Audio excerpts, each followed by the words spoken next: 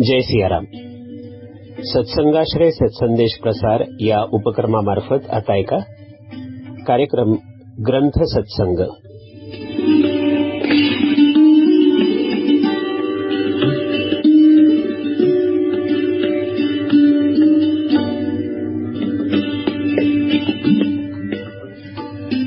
एखाद्या ग्रंथाच्या वाचनानं सुद्धा सत्संगाचाच लाभ होतो. एखादा आध्यात्मिक ग्रंथ अंतर्मुख करतो, विचारक्षमता वाढवतो, जगणं व्यापक करू लागतो. याचा प्रत्यय म्हणजेच हा कार्यक्रम ग्रंथ सत्संग.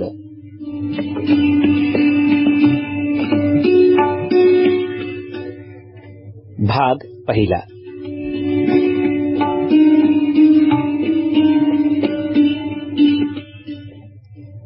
आजच्या कार्यक्रमात आपण ऐकणार आहोत पुष्कर वाडेकर पुणे यांचं चिंतन. ग्रंथ आहे श्री निसर्गदत्त महाराजांचा साधकांशी सुखसंवाद, आय एम दॅट.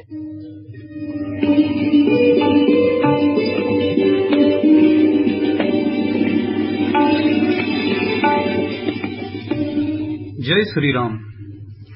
सर्व आप्तजन आणि हितचिंतकांना माझा सप्रेम नमस्कार. माझं नाव पुष्कर.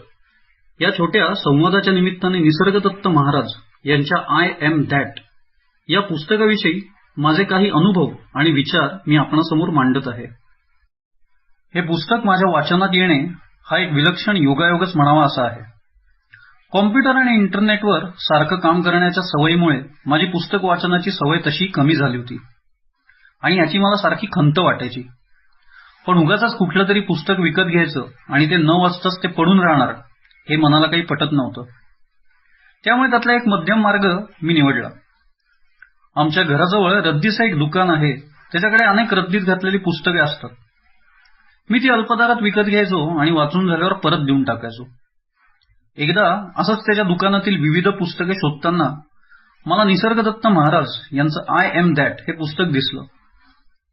पुस्तकाच्या कव्हरवर अ मॉडर्न स्पिरिच्युअल क्लासिक असं लिहिलं होतं. हे बघून मला जरा आश्चर्य वाटलं. नक्की या पुस्तकात काय मॉडर्न आहे हे बघावं, हे वाचावं म्हणून मी त्या रद्दीवाल्याकडनं ते पुस्तक घेतलं. निसर्गदत्त महाराज या नावावरनं मला आधी वाटलं की हिमालयीन साधूचे काही तात्विक विचार किंवा संवाद या पुस्तकात असतील. पण जेव्हा निसर्गदत्त महाराजांवर मी नेटवरनं माहिती काढली तेव्हा मला कळलं निसर्गदत्त महाराज म्हणजे आपल्या महाराष्ट्रातील मुंबईचे रहिवासी आहेत. त्यातून मराठी माणूस, व्यापारी माणूस आणि संसारी माणूस हे सर्व वाचल्यानंतर त्यांच्याविषयी असलेल्या माझ्या पूर्व कल्पनांना थोडा धक्का बसला आणि पुस्तक लवकरात लवकर वाचून काढण्याची उत्सुकता निर्माण झाली. जेव्हा पुस्तकातला थोडाफार भाग वाचला तेव्हा मनात विचार आला, कोणत्या वेड्या माणसांनी हे पुस्तक ते रद्दीच्या दुकानात टाकलं. माझं नशीब किती चांगलं की अनेक बाबाबुवांच्या चकाकत्या कव्हरच्या आणि ललित साहित्याच्या मागे न लागता हा जणू आत्मज्ञानाचा खजिना मला एका रद्दीच्या दुकानात सापडला. असो, आता थोडं पुस्तकाबद्दलही सांगतो. जगात कोणतं पुस्तक उत्कृष्ट याचे काही विशिष्ट मापदंड नाहीत, पण सर्वसाधारणपणे वाचनीय, ग्रहणीय, आचरणीय आणि संग्रहणीय या 4 कसोट्यांवर कुठलं पुस्तक जर खरं उतरत असेल तर ते उत्कृष्ट मानण्यास काही हरकत नसावी. आय एम दॅट हे पुस्तक या चौकटीत नक्कीच बसतं. माझ्याकडची आवृत्ती ही इंग्लिश पुस्तकाची आहे, पण त्यातले संवाद आणि शब्दसंपदा ही विपुल आणि तेवढीच रुचकर आहे. प्रत्येक परिच्छेद वाचताना असं वाटतं जणू यातील वाक्य आणि संवाद एका हॉलिवूड चित्रपटाच्या एका उत्कृष्ट आणि दर्जेदार लेखकाने लिहिलेत काय. शब्दांचा भरपूर पण समर्पक वापर हे या पुस्तकाचं वैशिष्ट्य आहे. महाराज आणि लेखकाच्या प्रतिभाशक्तीचे दर्शन या सगळ्या संवादातून आपणास होते. या पुस्तकात अनेक गूढ विषय अगदी सोप्या लॉजिकचे दाखले देऊन मांडले आहेत. आध्यात्मिक मूल्यांपेक्षा आधुनिक विज्ञानवादावर विश्वास असणाऱ्या आपल्यासारख्या लोकांना त्यामुळेच हे पुस्तक जास्त पटतं आणि भावतं. अनेक नवनवीन माहिती आणि दाखले या पुस्तकातनं आपल्याला मिळतात. पुस्तकातले अनेक संवाद हे जणू गुरु शिष्य संवादांसारखे आहेत. त्यामुळे गुरु परंपरांचे ज्ञान यात समाविष्ट आहे काय असेही वाटायला लागते. आणि म्हणून या पुस्तकातले जे ज्ञान आहे ते ग्रहणीय आहे.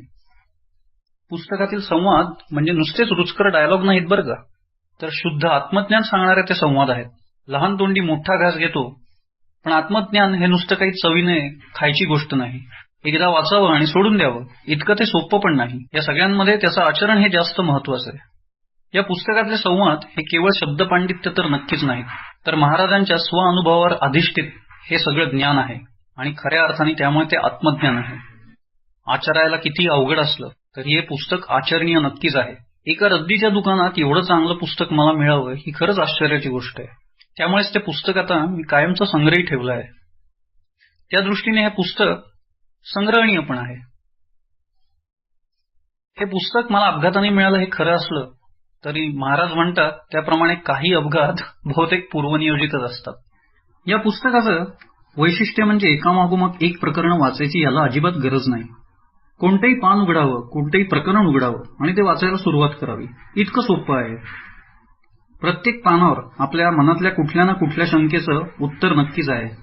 त्यामुळे या पुस्तक वाचनाची मजा काही औरच आहे. महाराजांनी या पुस्तकात अनेक मोलाचे संदेश दिले.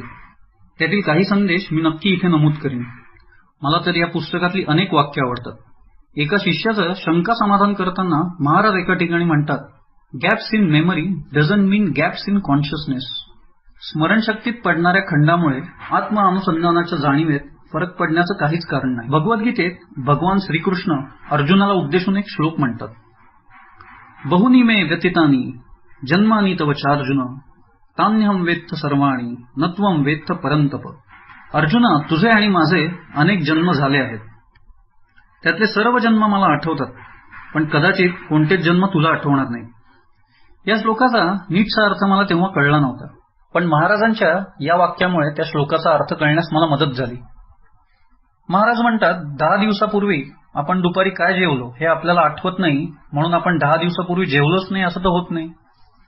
2-3 वर्षाचे असताना आपण काय काय बाललीला केल्या हे आपल्याला आठवत नाही, याचा अर्थ 2-3 वर्षाचे असताना आपलं अस्तित्वच नव्हतं असं नाही.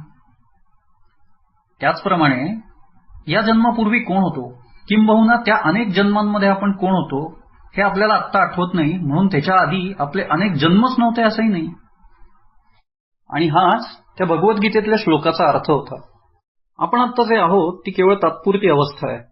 इथून पुढे आपण काही वेगळे असू आणि पूर्वी कोणीतरी वेगळे असू. हे स्थित्यंतर किती असलं तरी आपले असणे हे शाश्वत आहे, याची या बुद्धिवादी मनाला खात्री पटली. आय एम दॅट म्हणूनच खऱ्या अर्थाने मला मॉडर्न स्पिरिच्युअल क्लासिक म्हणून भावते.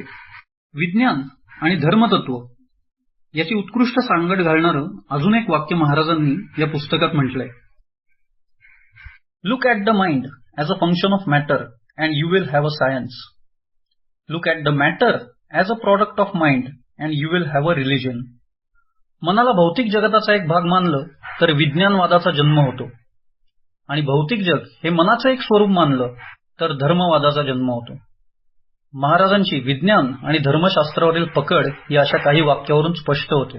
स्वतः अशिक्षित असूनही विज्ञान आणि धर्म याच्यावर असणारे त्यांचे एवढे ॲडव्हान्स लेवलचे विचार, त्यामुळेच या पुस्तकाला मॉडर्न स्पिरिच्युअल क्लासिक बनवतात. या पुस्तकाचे सार म्हणजे मी आहे या संकल्पनेवर आधारित असलेलं आपलं जग. मी अमुक आहे, मी तमुक आहे, माझ्याकडे हे, माझ्याकडे ते, या सगळ्या संकल्पनांवर आपलं आत्ताचं जग उभं आहे. आणि ही संकल्पना जर मोडीत निघाली तर जगही मोडीत निघतं. त्यांच्या या शिकवणीचा माझ्यावर एका वेगळ्याच अर्थाने परिणाम झाला. अनेकांप्रमाणे मला हिमालयाचं खूप आकर्षण आहे.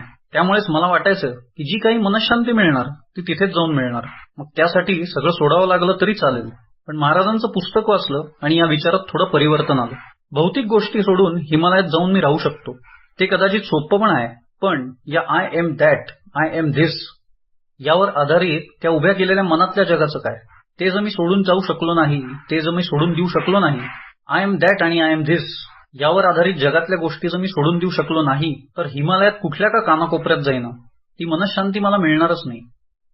नुसता देह एका जागेबाहेर गेला पण मन त्या जागेवरच राहिलं तर उपयोग काय?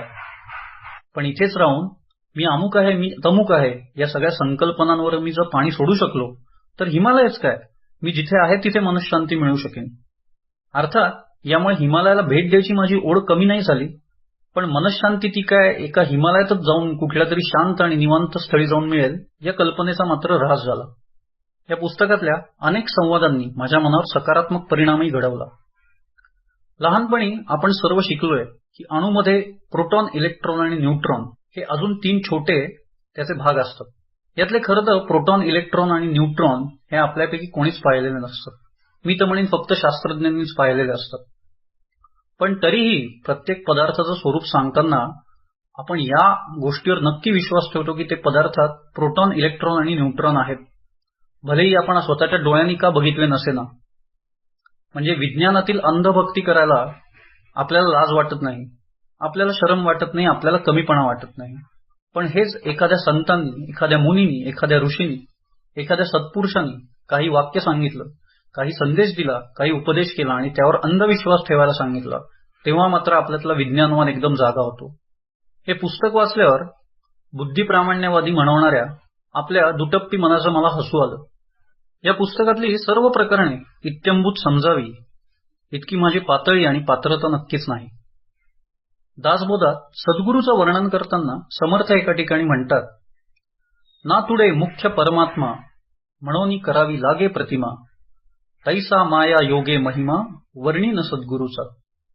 सामान्य माणसाला परमात्म तत्व हे कळत नाही, त्यामुळे त्याच्या संकुचित आणि मर्यादित बुद्धीच्या कक्षेत ते परमात्म तत्व आणण्याचा तो प्रयत्न करतो आणि म्हणूनच त्या निर्गुण आणि निराकार रूपाला तो सगुण आणि साकार रूप देतो. तशी अवस्था या पुस्तकाबाबत माझी. हे पुस्तक मला कळलंय असं मी नक्कीच म्हणत नाही, पण माझ्या अल्पमतीप्रमाणे ते हळूहळू समजून घ्यायचा मी प्रयत्न करतोय.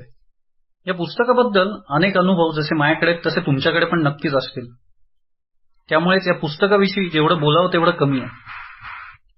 या एकतर्फी संवादाची सांगता करताना सद्गुरुचरणी एवढीच प्रार्थना आहे की समर्थांच्या क्रियेविना वाचाळता व्यर्थ आहे या उक्तीप्रमाणे आमचे न हो.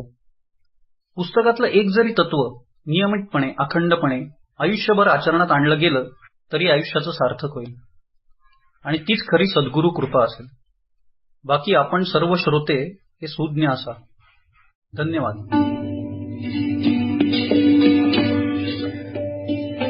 साधको, आत्ताच आपण ऐकत होतात ग्रंथ सत्संग या कार्यक्रमाचा पहिला भाग. आय एम दॅट या ग्रंथाविषयी पुष्कर वाडेकर पुणे यांचं चिंतन आपण ऐकलं. तंत्रसाहाय्य श्री मंदार पटवर्धन पुणे यांचं होतं. सत्संगाश्रय सत्संदेश प्रसार या उपक्रमामार्फत हा कार्यक्रम प्रसारित करण्यात आला. जय सियाराम.